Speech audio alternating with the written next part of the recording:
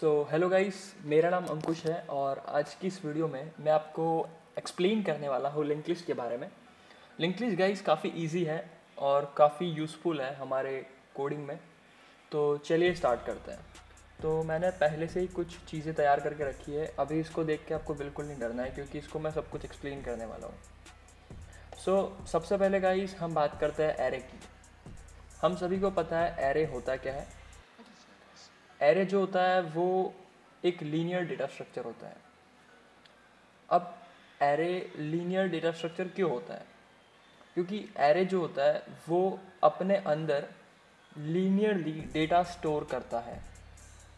जैसे कि यहाँ पर आप देख सकते हैं, 0 इंडेक्स के बाद 1 इंडेक्स आया, फिर 2, फिर 3, फिर 4। मतलब डेटा जो है वो लीनियरली स्टोर हो रहा है। 10 के बाद 20, 30, 40, 50 एकदम एक लाइन में है। ओके, सो गाइस, अभी हम लिंक लिस्ट के बारे में बात करेंगे, पर उससे पहले एक इम्पॉर्टेंट चीज़ समझ लेते हैं कि हम लिंक लिस्ट यूज़ क्यों करते हैं। क्योंकि लिंक लिस्ट और एरे दोनों एक जैसे ही होते हैं, बट कुछ माइनर डिफरेंस है। उस डिफरेंस के कारण ही हम लिंक लिस्ट यूज़ करते हैं, एरे यूज़ नहीं करते हैं। ओके, सो गाइस, जब हम कुछ ऐसा लिखते हैं हमारे कोड में, इंटीजर A5 ऐसा कुछ लिखा, तो हमारा जो मेमोरी होता है उसके अंदर कुछ इस टाइप का स्ट्रक्चर बन जाता है ना, जिसमें 5 ब्लॉक्स होंगे। हर एक ब्लॉक में हम वैल्यू असाइन कर सकते हैं, जैसे कि मैंने स्क्रीन पे किया है 10, 20, 30, 40, 50। कुछ इस तरीके से हम वैल्यूज असाइन कर सकते हैं। बट दोस्तों, मान लीजिए कि अगर मैंने कैरेक्टर टाइप का एक एरे डिक्लेयर कर दिया जिसको हम स्ट्रिंग बोल सकते हैं। मान लो इसकी साइज़ मैंने 10 रख ली, ठीक है। तो इसमें, इस पर्टिकुलर चीज़ में मैं 10 कैरेक्टर असाइन कर सकता हूँ।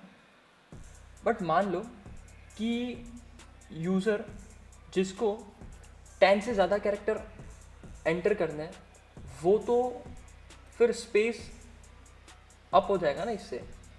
मतलब ये है कि इसके अंदर बेसिकली सिर्फ 10 कैरेक्टर ही आ सकते हैं, उससे ज़्यादा कैरेक्टर आ नहीं सकते, है ना। ये लिमिट एक्सीड कर जाएगा। अगर मैं 11th कैरेक्टर एंटर करूँगा तो वो इसके अंदर स्टोर नहीं हो सकता, क्योंकि इसके अंदर तो सिर्फ 10 कैरेक्टर ही आ सकते हैं। बट अगर यही चीज़ मैं लिंक लिस्ट के थ्रू एप्लीकेबल अप्लाई करता, तो क्या होता कि मैं जितने चाहे उतने कैरेक्टर इंसर्ट कर पाता। मतलब क्या है कि इसके अंदर एक प्रॉब्लम है एरे के अंदर, कि मैं रेस्ट्रिक्टेड हूँ साइज़ के लिए, कि जितनी साइज़ कंपाइल टाइम पर मैंने लिखी है स्क्वायर ब्रैकेट्स के अंदर, मेरे को एग्जीक्यूशन के टाइम भी उतनी ही साइज़ अवेलेबल होगी। बट लिंक लिस्ट के अंदर बिल्कुल ऐसा नहीं है, ठीक है। मैं जब चाहे तब साइज़ इंक्रीज़ कर सकता हूँ। तो ये काफ़ी ज़्यादा प्लस पॉइंट है लिंक लिस्ट के लिए। ओके, सो ये बात तो समझ में आ गई कि एरे 5 साइज़ का है तो हमेशा 5 साइज़ का ही रहेगा, उसकी साइज़ कभी इंक्रीज़ नहीं हो पाएगी। तो एक प्रॉब्लम है ना हमारे लिए, तो क्योंकि हमको ये थोड़ी पता है कि यूज़र का नेम कितना बड़ा है, यूज़र का फ़ोन नंबर कितना बड़ा है। तो ये एक बड़ा प्रॉब्लम है, इसलिए हम एरे यूज़ नहीं करते हैं, लिंक लिस्ट यूज़ करते हैं। ओके, सो अब हम बात करते हैं कि लिंक लिस्ट बेसिकली होती क्या है और हम उसमें डेटा कैसे इंसर्ट करेंगे और बेसिकली दिखती कैसे, उसका स्ट्रक्चर कैसा होता है, उसका ढांचा कैसा होता है, उसका फिजिक कैसा होता है, वो हम देखेंगे। गाइस, ये जो ऊपर आपको दिख रही है लंबी चौड़ी स्टार्ट, जिसमें लिखा है node 1, node 2, node 3, node 4, node 5, ये एक लिंक लिस्ट है। जी हाँ, ये एक लिंक लिस्ट है। लिंक लिस्ट कुछ इस तरीके से दिखती है। अब इसको देख के आपको ये लग रहा होगा कि ये बनाना बहुत हार्ड है, बहुत कठिन है। But it's not very hard, it's very easy. So basically यहाँ पर देखो, हम देख सकते हैं कि बहुत सारा हमने बॉक्स बनाया है। इन बॉक्सेस को हम बोलते हैं नोड। क्या बोलते हैं? नोड। मैंने ऊपर लिख भी रखा है नोड 1, है ना, नोड 2, नोड 3, नोड 4, नोड 5, ऐसे नोड्स बहुत सारे बना रखे हैं। अब ये जो नोड्स हैं वो मैंने कैसे बनाए होंगे? ये नोड्स मैंने बनाया स्ट्रक्चर की मदद से और उसकी कोडिंग मैंने यहाँ लिख रखी है। देखिए, स्ट्रक्चर का नाम है नोड। ऑब्वियसली मैंने इसका नाम नोड ही रखा है क्योंकि इसको हम बोलते ही नोड है, तो उसको मैंने नोड नाम दे दिया। इसके अंदर है एक आइटम जिसके अंदर हम वैल्यूज़ असाइन करेंगे। जिस तरीके से एरे के अंदर अपन पर्टिकुलर इंडेक्स पे वैल्यूज़ असाइन करते हैं, उसी तरीके से नोड में जो आइटम नाम का वेरिएबल होता है उसके अंदर हम वैल्यूज असाइन करते हैं 10, 20, 30, 40 जैसे मैंने कर रखी है यहाँ पर ऊपर एग्जाम्पल में।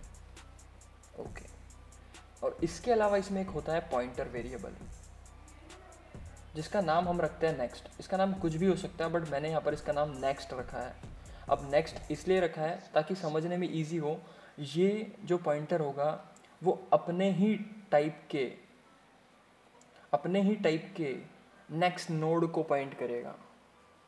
ठीक है, इसके बारे में हम डिटेल में एक्सप्लेनेशन करेंगे, बट ये समझ लेना कि जो स्ट्रक्चर होता है, जो नोड होता है, उसके अंदर जो नेक्स्ट पॉइंटर होता है वो अपने ही टाइप के अगले नोड को पॉइंट करता है। ओके, सो गाइस यहाँ पर ये बात तो समझ में आ गई कि स्ट्रक्चर जो है, ये जो ढांचा है नोड, वो कुछ इस तरीके से बनेगा स्ट्रक्चर की मदद से। ओके, सो बेसिकली मैं आपको थोड़ा सा और समझा देता हूँ। मैं इसको कॉपी कर लेता हूँ और इसको यहाँ पर रख लेता हूँ। देखिए, नोड बनाया हमने, इसके अंदर क्या एक आइटम है। ठीक है, आइटम है, तो देखो आइटम है यहाँ पर नेक्स्ट नाम का पॉइंटर है, नेक्स्ट नाम का पॉइंटर है। ठीक है, अब यहाँ पर मैंने नेक्स्ट नाम के पॉइंटर में क्या रखा है, देखो \0 रखा है। इसको बोलते हैं क्या पता है, इसको बोलते हैं नल वैल्यू। अब ये जो मैंने नोड है वो मैंने यहाँ से कॉपी किया है ना। और ये जो नोड था नोड 5, वो इस पूरी लिंक लिस्ट का सबसे आखिरी नोड था। दोस्तों ये बात ध्यान रखनी बहुत इंपॉर्टेंट है कि लिंक लिस्ट के अंदर जो सबसे आखिरी नोड होता है, ठीक है, उसके बाद तो कोई नोड है ही नहीं क्योंकि वही सबसे आखिरी है। तो उसके नेक्स्ट में तो किसी और नोड का एड्रेस होगा ही नहीं। अगर उसके नेक्स्ट में किसी और नोड का एड्रेस नहीं है तो उसके नेक्स्ट में हम क्या इंसर्ट करते हैं, उसके नेक्स्ट में हम इंसर्ट करते हैं नल वैल्यू। अब ये नल वैल्यू कैसे इंसर्ट करते हैं वो हम आपको बताएंगे इस पूरे वीडियो में। ठीक है, सो अभी यहाँ पर हम देख सकते हैं कि यहाँ पर जो लास्ट नोड है उसके अंदर हमने नल वैल्यू असाइन कर रखी है। बेसिकली जो नल वैल्यू होती है उसको हम कैरेक्टर में कुछ इस तरीके से लिखते हैं \0। ठीक है, ये कैरेक्टर वैल्यू होती है और इसको हम नल वैल्यू बोलते हैं। अब नल वैल्यू का मतलब क्या होता है, कोई भी पॉइंटर हो सकता है। जैसे कि मान लीजिए इंटीजर पॉइंटर है intptr, ठीक है, intptr, इसके अंदर बेसिकली अगर मैं नल असाइन कर देता हूँ, ठीक है, अगर मैं इसके अंदर लिख दूँ ptr असाइन नल, तो यहाँ पर क्या होगा कि ये जो पॉइंटर है वो किसी को भी पॉइंट नहीं करेगा क्योंकि इसके अंदर नल है। ठीक है, और यहाँ पर जब हम लिंक लिस्ट में आगे बढ़ेंगे तो हम इसमें ट्रावर्सिंग भी करेंगे। अब ट्रावर्सिंग का मतलब होता है कि हम चेक करेंगे, या फिर मान लीजिए कि इस पर्टिकुलर लिंक लिस्ट में मेरे को इसके सारे नोट्स को प्रिंट कराना है, तो मैं क्या करूँगा, पहले इस पे जाऊँगा, मैं 10 को प्रिंट करूँगा, फिर 20 को करूँगा, फिर 30 को करूँगा। तो एक टाइम ऐसा आएगा कि लिंक लिस्ट एम्प्टी हो जाएगी, तो मेरे को पता तो रहना चाहिए ना कि लिंक लिस्ट एम्प्टी हो गई है। तो इसलिए मैं जो लास्ट नोड होगा उसके नेक्स्ट में क्या रख लूँगा, नल रख लूँगा, ताकि मैं चेक कर पाऊँगा कि अच्छा जब नल आ जाएगा तब मैं मेरा जो लूप होगा या फिर जो भी कंडीशन होगी मैं उसको रोक दूँगा कि नहीं, इसके बाद एक भी नोड नहीं है, मुझे आगे नहीं बढ़ना है। ठीक है, ओके, तो ये चीज़ हो गई लिंक लिस्ट। अब देखिए दोस्तों, यहाँ पर ये जो नेक्स्ट पॉइंटर है वो मैंने नोड टाइप का बनाया है। अब ये मैंने नोड टाइप का क्यों बनाया है, एक चीज़ आपको याद होगी, अगर नहीं याद तो मैं याद करा लेता हूँ कि पॉइंटर जिस टाइप का होता है उसी टाइप के वैल्यू का या फिर उसी टाइप के किसी और कांस्टेंट का एड्रेस स्टोर कर सकता है, किसी और वेरिएबल का एड्रेस स्टोर कर सकता है। इंटीजर पॉइंटर होगा तो इंटीजर वेरिएबल का ही एड्रेस स्टोर कर पाएगा। ठीक है, और अगर नोड पॉइंटर होगा तो नोड टाइप के किसी बॉक्स का एड्रेस स्टोर कर पाएगा। तो यहाँ पर तो जो नेक्स्ट है वो तो नोड टाइप के ही बॉक्स का एड्रेस स्टोर कर रहा है। ठीक है, क्योंकि वो अपने ही टाइप के नेक्स्ट नोड को पॉइंट कर रहा है, तो नेक्स्ट का जो डेटा टाइप है वो तो नोड होना चाहिए ना। ठीक है, अब यहाँ पर नोड डेटा टाइप है, ऐसा मैंने क्यों बोला, क्योंकि हमने यहाँ पर जो नोड है वो स्ट्रक्चर की मदद से बनाया है और स्ट्रक्चर की मदद से डेटा टाइप ही तो बनते हैं। तो यहाँ पर जो नोड है वो एक डेटा टाइप है। ठीक है, नोड डेटा टाइप है और नोड टाइप का हमने नेक्स्ट पॉइंटर बनाया है। ओके, तो हमने इसको काफ़ी ज़्यादा एक्सप्लेन कर दिया है, तो हम अभी थोड़ा बहुत आगे बढ़ते हैं, थोड़ा कोडिंग भी देखेंगे, इंसर्शन की कोडिंग। और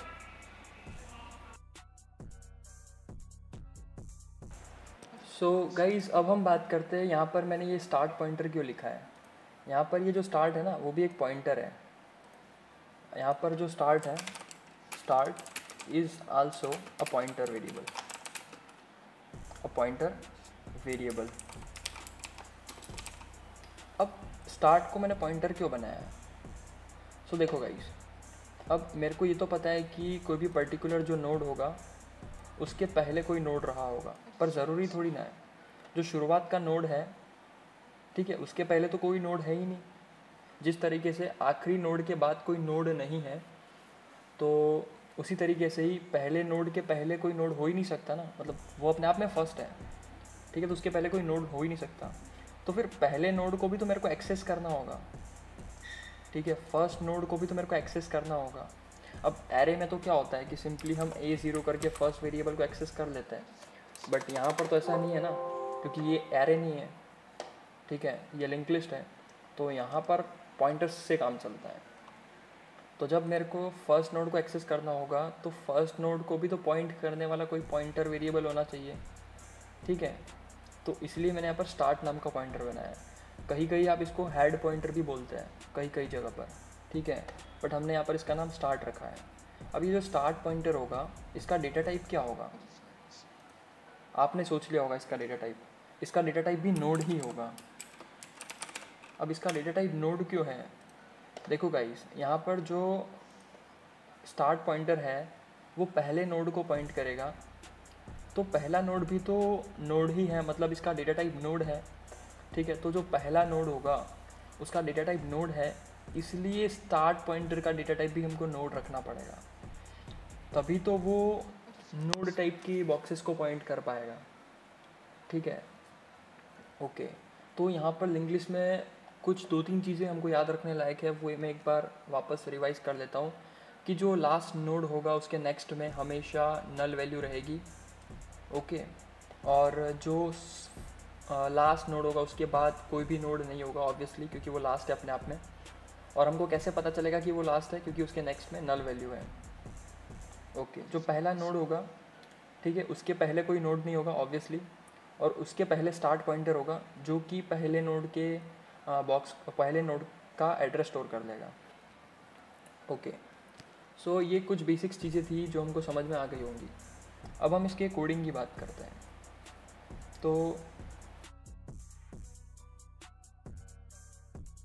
सो गाइस अब हम बात करते हैं इंसर्शन के कोड की, कि हम लिंक लिस्ट के अंदर इंसर्शन कैसे करते हैं। तो यहाँ पर हमने स्ट्रक्चर का कोड लिख दिया है, नोड टाइप का डेटा टाइप बनाया है हमने, ठीक है, नोड डेटा टाइप बनाया है स्ट्रक्चर कीवर्ड की मदद से। उसके अंदर 2 चीज़ें हैं, आइटम है और नेक्स्ट पॉइंटर है, जिसका डेटा टाइप नोड है। अब यहाँ पर इनिशियली एक बात हमको ध्यान रखनी होगी कि हमने जो मेन में कोडिंग की है, मेन फंक्शन में, वहाँ पर हमने स्ट्रक्ट कीवर्ड का यूज़ किया, फिर नोड लिखा है, फिर स्टार्ट टाइप का स्टार्ट पॉइंटर बनाया है जिसका डेटा टाइप नोड है, और उसके अंदर इनिशियली हमने नल असाइन कर दिया है। अब स्टार्टिंग में नल असाइन क्यों किया हमने? क्योंकि दोस्तों हमको एक बात ध्यान रखनी है कि जब शुरुआत में अभी लिंक लिस्ट बनी ही नहीं है ना, अभी तो हमने कुछ असाइन ही नहीं किया, तो लिंक लिस्ट कैसे बनेगी? क्योंकि अभी हमारा प्रोग्राम स्टार्ट ही नहीं हुआ है, इंसर्शन हुआ ही नहीं है। जैसे जैसे इंसर्शन होगा एक एक बॉक्स जुड़ता जाएगा और तब तब हमारी लिंक लिस्ट बढ़ती जाएगी। बट जब एक भी डेटा इंसर्ट नहीं हुआ है तो हमारे पास हमारी लिंक लिस्ट प्रिपेयर हुई नहीं अभी तक, ठीक है, तो हमारे पास स्टार्ट में तो सिर्फ और सिर्फ स्टार्ट पॉइंटर है, शुरुआत में सिर्फ और सिर्फ स्टार्ट पॉइंटर है, ये रहा, ठीक है। अब इसका डेटा टाइप नोड है, ठीक है। अब यहाँ पर इनिशियली हमको ये कैसे पता चलेगा कि हमारी लिंक लिस्ट अभी तक प्रिपेयर नहीं हुई है, ठीक है, तो इनिशियली हम क्या करते हैं कि स्टार्ट के अंदर नल असाइन कर देते हैं। अब स्टार्ट भी तो एक पॉइंटर है, ठीक है, स्टार्ट भी तो एक पॉइंटर है। अगर स्टार्ट के अंदर नल होगा तो हमको ये बात समझनी है कि जब जब स्टार्ट में नल होगा तब तब हमारी लिंक लिस्ट एम्प्टी है, मतलब लिंक लिस्ट के अंदर एक भी एलिमेंट नहीं है, ठीक है, ओके। तो हम क्या करते हैं कि इनिशियली हम कुछ डेटा लेते हैं यूज़र से स्कैन एफ की मदद से, ठीक है, स्कैन कराया यहाँ पर, और हम इंसर्ट नाम के एक फंक्शन को कॉल करते हैं, अब ये जो इंसर्ट नाम का फंक्शन होगा उसकी कोडिंग मैंने यहाँ पर लिख रखी है, जिसको हम अभी एक्सप्लेन करने वाले हैं बहुत ईजी वे में। यहाँ पर हमने दो चीज़ें पास की एज एन आर्ग्यूमेंट। एक तो पास किया डेटा, वो डेटा जो हमको लिंक लिस्ट में इंसर्ट कराना है। लेट से अगर वो डेटा 10 है, मान लेते हैं कि डेटा की वैल्यू इनिशियली 10 है, तो 10 हमको इंसर्ट कराना है फर्स्ट बॉक्स में, क्योंकि अभी तक हमारे पास लिंक लिस्ट में एक भी बॉक्स नहीं अवेलेबल है, एक भी नोड अवेलेबल नहीं है। तो जो 10 है वो पहले बॉक्स में जाएगा, पहले नोड में जाएगा। जो सेकेंड आर्ग्यूमेंट है वो है स्टार्ट नाम के पॉइंटर का एड्रेस। ये बहुत इंपॉर्टेंट है। हमने यहाँ पर स्टार्ट का एड्रेस क्यों पास किया है? ठीक है, स्टार्ट का एड्रेस इसलिए पास किया हमने क्योंकि हमको स्टार्ट में चेंजेस करने पड़ेंगे, वेरी इंपॉर्टेंट। बट अगर मान लो मैं यहाँ पर एड्रेस पास नहीं करता स्टार्ट का और सिर्फ स्टार्ट ही लिख देता यहाँ पर, तो मतलब स्टार्ट की वैल्यू जाती है यहाँ से ना, वो पास बाय वैल्यू हो जाता। अभी तो क्या है, पास बाय एड्रेस है, पास बाय रेफरेंस है। तो जब पास बाय एड्रेस है, इसका मतलब ये है कि जो यहाँ पर ये जो बना है स्टार्ट नाम का, ये जो है स्टार्ट, बेसिकली वो डायरेक्टली इसको एक्सेस कर पाएगा। क्यों? क्योंकि हमने यहाँ पर पास बाय एड्रेस को यूज़ किया, ना कि पास बाय वैल्यू को। ठीक है, तो मतलब इसका मतलब ये है कि यहाँ पर ये जो स्टार्ट है इंसर्ट फंक्शन में, उसके अंदर इस स्टार्ट की वैल्यू नहीं गई है, इस स्टार्ट का एड्रेस गया है। ओके, सो ये बात आपको समझनी होगी। ठीक है, ओके। सो इनिशियली स्टार्ट में नल है। तो गाइस देखो, इंसर्ट की जो कोडिंग है ना, उसमें हमने दो आर्गुमेंट पास किए और दोनों आपको समझ में आ गए। एक तो डेटा है जो इंसर्ट करना, और दूसरा जो है वो स्टार्ट पॉइंटर है। अब स्टार्ट पॉइंटर पास क्यों किया है वो समझना इंपॉर्टेंट है। देखो, इनिशियली स्टार्ट में नल है, इनिशियली स्टार्ट में नल है, ठीक है। बट मान लो जैसे ही पहला नोड आ जाता है, जैसे ही पहला नोड इंसर्ट हो जाता है, तब स्टार्ट में नल थोड़ी होगा, तब स्टार्ट में नल नहीं होगा। तब तो स्टार्ट में पहले नोड का क्या होगा, एड्रेस होगा, और पहले नोड के नेक्स्ट में क्या होगा, नल होगा, है ना। क्योंकि जो पहला नोड है वही आखिरी नोड हो जाएगा उस टाइम पे। तो अगर मान लो एक और मैंने इंसर्ट किया, एक और बार फिर से इंसर्ट किया, तो क्या होगा, एक और बार इंसर्ट किया तो एक और बार नोड आ जाएगा। और अब इसमें नल था तो वो नल हट के ये नल नहीं रहेगा यहाँ पर, और ये पॉइंट करेगा इसको, क्योंकि फिर इसके नेक्स्ट में नल नहीं रहेगा, ये जो नेक्स्ट है उसमें नल नहीं रहेगा, उसमें इसका एड्रेस रहेगा। अभी इसमें नल है ना। अभी क्या करेंगे अपन, एक और नोड मान लो ऐड कर दिया, ठीक है, एक और नोड ऐड कर दिया, तो क्या हुआ कि अब इसमें नल नहीं रहेगा, ये पॉइंट करेगा इसको, हाँ इसमें नल रहेगा। तो आपको समझ में आया कि कैसे हमको प्रोसीड करना आगे। इनिशियली स्टार्ट में नल था, क्यों? क्योंकि स्टार्ट के बाद कोई बॉक्स था ही नहीं, कोई नोड था ही नहीं, तो स्टार्टिंग में अपन ने क्या किया, स्टार्ट की वैल्यू को नल कर दिया। बट जैसे जैसे हमने इंसर्शन कराया, ठीक है, तब क्या हुआ कि जो लास्ट ब्लॉक है नोड का, मतलब जो लास्ट नोड है उसके नेक्स्ट में हमेशा नल रह रहा है। तो ये चीज़ अभी आपको समझ में आ रही होगी, ठीक है। तो गाइस देखो, अब यहाँ पर एक चीज़ आपने गौर की होगी कि हमको स्टार्ट के अंदर चेंजेस कब करना है, स्टार्ट के अंदर चेंजेस कब करना है। स्टार्ट के अंदर चेंजेस सिर्फ स्टार्टिंग में ही होंगे, फर्स्ट नोड जब इंसर्ट होगा ना, तब ही स्टार्ट में चेंजेस होंगे। क्यों? क्योंकि स्टार्ट जो होगा वो सिर्फ और सिर्फ फर्स्ट नोड को पॉइंट करेगा। ये जब सेकेंड नोड आया, थर्ड नोड आया, तब तो स्टार्ट में कोई चेंजेस हुआ ही नहीं था। तब तो किस में चेंजेस हुआ था, जब देखो, जब सेकेंड ब्लॉक आया तब फर्स्ट ब्लॉक के नेक्स्ट में चेंज हुआ। क्यों? क्योंकि जब सेकेंड नोड नहीं था उसके पहले फर्स्ट नोड के नेक्स्ट में नल था, तो उसको मेरे को चेंज करना था। तो जब सेकेंड नोड आया तो फर्स्ट नोड के नेक्स्ट में नल नहीं रहेगा, ठीक है, तो फर्स्ट नोड के नेक्स्ट में हमको सेकेंड नोड का एड्रेस डालना पड़ेगा। अब ये कंफ्यूजिंग नहीं है, आराम से सुनना, समझ में आ जाएगा। उसी तरीके से जब सेकेंड नोड अपने पास आ गया तो सेकेंड नोड के अंदर अभी जो नेक्स्ट है उसमें नल रखा हुआ है। बट जब थर्ड नोड आया तब क्या हुआ, थर्ड नोड आया तो अभी सेकेंड नोड के नेक्स्ट में नल नहीं डालेंगे अपन, सेकेंड नोड के नेक्स्ट में इसका एड्रेस जाएगा और थर्ड नोड के नेक्स्ट में नल जाएगा, है ना। बहुत क्लियर, ओके। तो ये चीज़ आपको समझ में आ गई होगी। तो गाइस अब हम बात करते हैं इस इंसर्शन के कोड की, ठीक है। हम इसको फटाफट समझ लेते हैं यहाँ पर। सो गाइस देखो, यहाँ पर अपन को डेटा इंसर्ट कराना है, स्टार्ट नाम का पॉइंटर है हमारे पास। तो अब यहाँ पर हम क्या करेंगे, सबसे पहले जब जब इंसर्शन होगा तब तब हमको एक नया नोड जोड़ना पड़ेगा लिंक लिस्ट के अंदर। तो हमको नया नोड क्रिएट भी तो करना पड़ेगा, है ना। ओके, सो यहाँ पर हमने कुछ लाइन लिखी है, स्ट्रक्ट नोड एन। देखो इस लाइन का मतलब क्या है वो हम समझते हैं। हमने यहाँ लिखा है स्ट्रक्ट नोड, फिर पॉइंटर वेरिएबल बनाया एन। तो इसका मतलब क्या है कि नोड टाइप का पॉइंटर बनाया हमने, स्ट्रक्ट कीवर्ड यूज़ करना ही पड़ता है, ठीक है। तो नोड टाइप का हमने एक पॉइंटर बनाया एन। तो गाइस हमने यहाँ पर मैलॉक का यूज़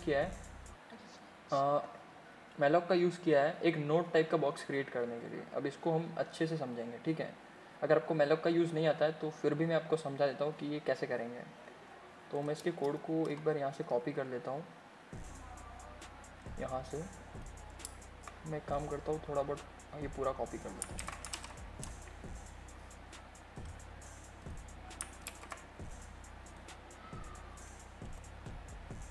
सो गाइस यहाँ पर ये तो समझ में आ गया कि यहाँ पर हमने ये चीज़ क्यों लिखी है, क्योंकि इससे क्या होगा कि एन जो है वो पॉइंटर वेरिएबल है, नोड टाइप का वो क्रिएट हो जाएगा, ठीक है। तो गाइस अब ये पूरी जो दोनों लाइनें हैं वो सेम है, ठीक है। यहाँ पर मैं इसको लिख लेता हूँ यहाँ पर कि एन के अंदर, यहाँ पर हमने लिखा struct node asterisk malloc size of struct node, ऐसा लिखा है हमने। ओके गाइस, ऐसी कुछ लाइन लिखी है हमने।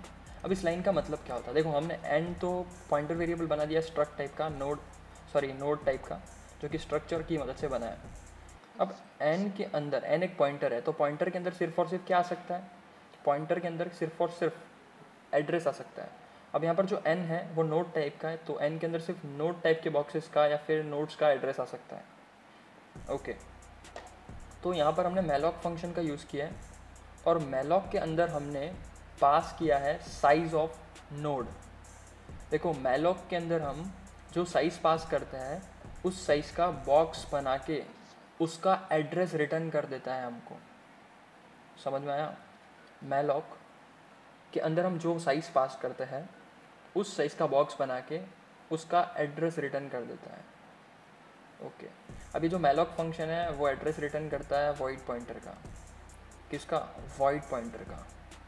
अब ये वॉइड पॉइंटर क्या होता है, देखो वॉइड का मतलब क्या होता है, वॉइड का सिंपल मतलब होता है एम्प्टी।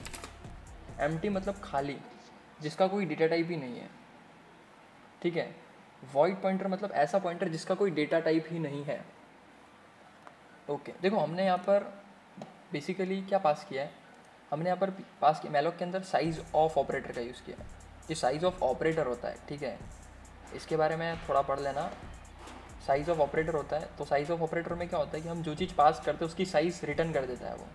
तो स्ट्रक्चर नोड पास किया तो स्ट्रक्चर नोड की साइज़ रिटर्न कर दी, ठीक है। तो मैलॉक क्या करेगा कि ये साइज़ को लेकर उस टाइप का ब्लॉक बना देगा, ठीक है, और क्या रिटर्न कर देगा, वॉइड पॉइंटर रिटर्न कर देगा, ठीक है। ये जो वॉइड पॉइंटर है बेसिकली वो पॉइंट किसको करेगा, इस ब्लॉक को ही पॉइंट करेगा। किस ब्लॉक को, नोड ब्लॉक को, ठीक है, नोड टाइप के ब्लॉक को। अभी जो मैलॉक फंक्शन है वो हमको कुछ इस तरीके का ब्लॉक बना के दे देगा, इस तरीके का। क्यों, क्योंकि हमने इसमें क्या पास किया है, साइज़ ऑफ स्ट्रक्ट नोड। हमने इसमें साइज़ ऑफ स्ट्रक्ट नोड पास किया है, तो जो साइज़ पास किया है उसी साइज़ का तो ब्लॉक बना के हमको उसका एड्रेस रिटर्न कर देगा। बट जो वो एड्रेस रिटर्न करेगा, जो पॉइंटर रिटर्न करेगा या फिर एड्रेस रिटर्न करेगा, उसका डेटा टाइप वॉइड होगा। तो हमको उसको पहले कन्वर्ट करना पड़ेगा नोड टाइप के अंदर। तो इसलिए मैंने यहाँ पर ब्रैकेट में लिखा है स्ट्रक्ट नोड, तो इसमें इसका टाइप कन्वर्जन हो जाएगा और हम उसको स्टोर कर लेंगे एन के अंदर, ठीक है। तो बेसिकली अभी एन क्या कर रहा है, एन पॉइंट किसको कर रहा है, एन एक ऐसे बॉक्स को पॉइंट कर रहा है जिसका डेटा टाइप नोड है और वो दिखने में कुछ ऐसा है। तो मैं एन पॉइंटर, तो एन जो है वो यहाँ पर स्ट्रक्चर पॉइंटर है, तो n की मदद से मैं इस पर्टिकुलर ब्लॉक को मैं एक्सेस कर पाऊँगा। कैसे? एरो ऑपरेटर की मदद से। मान लो कि अगर n के आइटम में डेटा रखना है मेरे को, तो मैं सिंपली ऐसे रख दूँगा, और अगर n के नेक्स्ट में कुछ रखना है मेरे को, तो फिर मैं ऐसे रख दूँगा।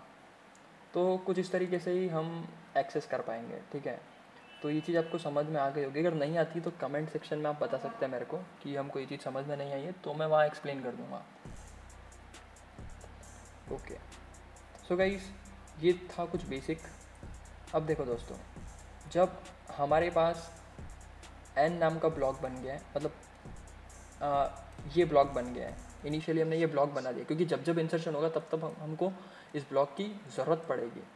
तो हमने ये ब्लॉक बना दिया है। अब ये ब्लॉक हमने मैलॉक की मदद से बनाया है।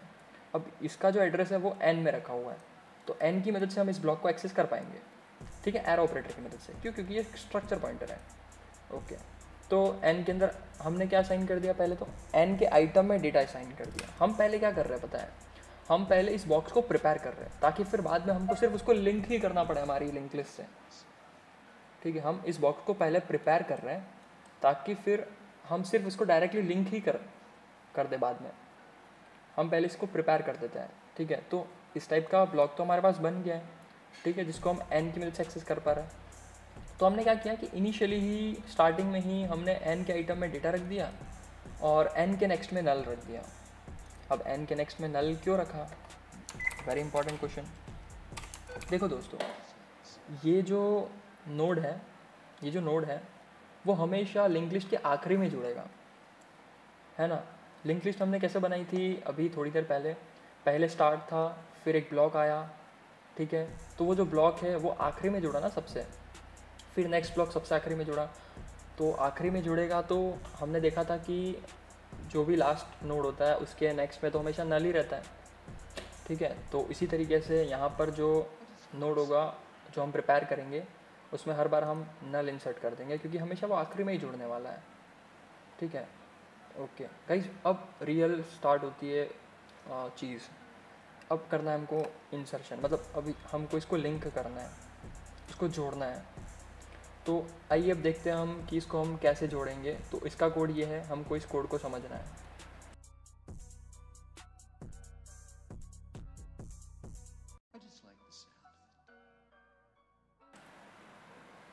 तो गाइज़, यहाँ पर मैंने क्या किया है कि ये जो कोड है उसको मैंने यहाँ लिख दिया है, थोड़ा अच्छा लगे यूँ करके, ठीक है।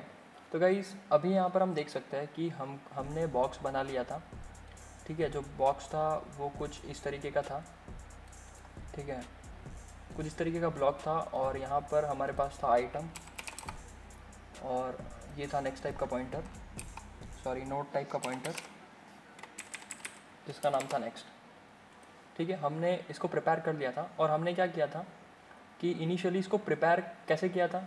हमने सबसे पहले इस वैल्यू को इंसर्ट कर दिया था। लेट्स से इसमें अगर 10 है तो इसमें हमने 10 लिख दिया, और इसमें हमेशा हम नल डाल रहे थे, नल। तो मैं इसको n से लिख देता हूँ। और इसको पॉइंट कौन कर रहा था? इसको पॉइंट कर रहा था n। तो n एरो आइटम में हमने डेटा साइन कर दिया था, जो कि हमको एज एन आर्ग्यूमेंट पास हुआ था यहाँ पर। तो हमने यहाँ पर डेटा साइन कर दिया था, ठीक है। और n के नेक्स्ट में, n जो था उसके नेक्स्ट में हम क्या डाल रहे थे? हम हमेशा नल डाल रहे थे, ठीक है। ये चीज़ तो हमने देख ली थी। ओके, तो अभी हमको इंसर्शन करना है।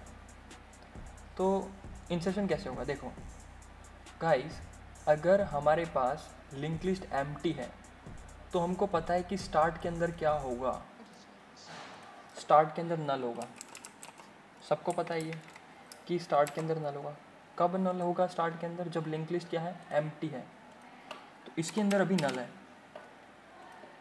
मान लो कि यूज़र को एंटर करना है डेटा, तो यूज़र क्या करेगा? यूज़र इंसर्ट फंक्शन को कॉल करेगा। और तो जब इंसर्ट फंक्शन कॉल होगा तब हम ये क्रिएट कर लेंगे।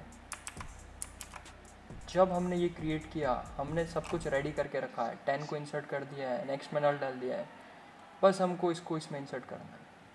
तो देखो हमने यहाँ पर क्या लिखा है? जब स्टार्ट के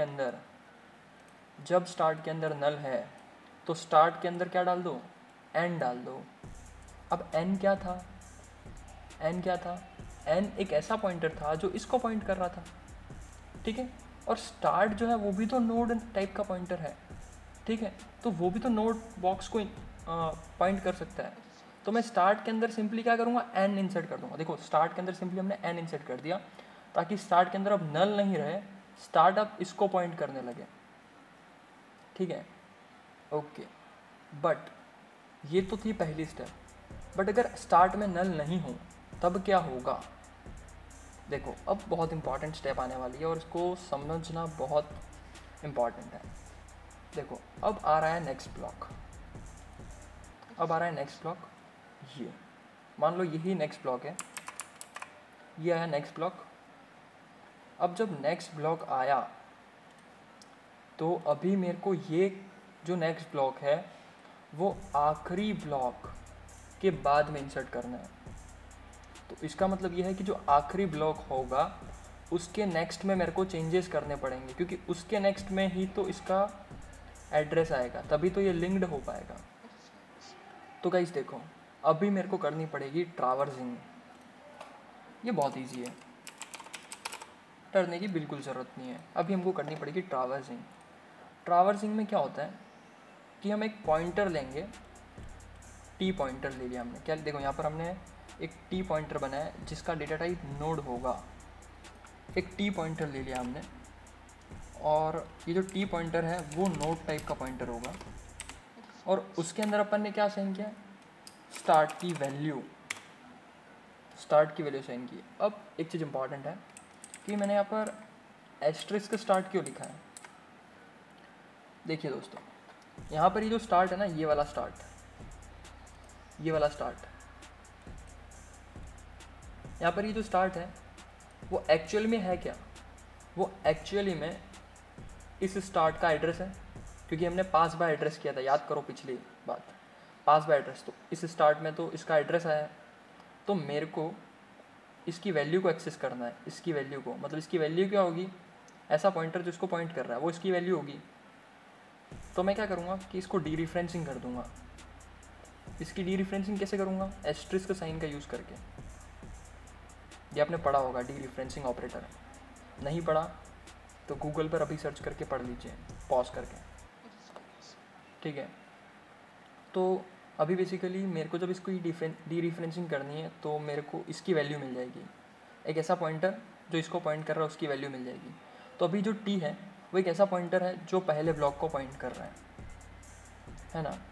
अगर मान लो कि मैं टी में, अगर मान लो कि मैं टी में असाइन कर दूँ टी का नेक्स्ट, तो क्या होगा, टी में टी का नेक्स्ट असाइन कर दूँ तो क्या होगा, इनिशियली टी इसको पॉइंट कर रहा था फर्स्ट ब्लॉक को, टी में टी का नेक्स्ट असाइन कर दिया, ठीक है, टी में ही टी का नेक्स्ट, और टी का नेक्स्ट क्या है अभी, देखो टी अगर इसको पॉइंट कर रहा है तो टी का नेक्स्ट मतलब ये, तो टी का नेक्स्ट मतलब ये, तो टी में टी का नेक्स्ट असाइन कर दिया मतलब टी फिर अभी इसको पॉइंट करने लगेगा, है ना।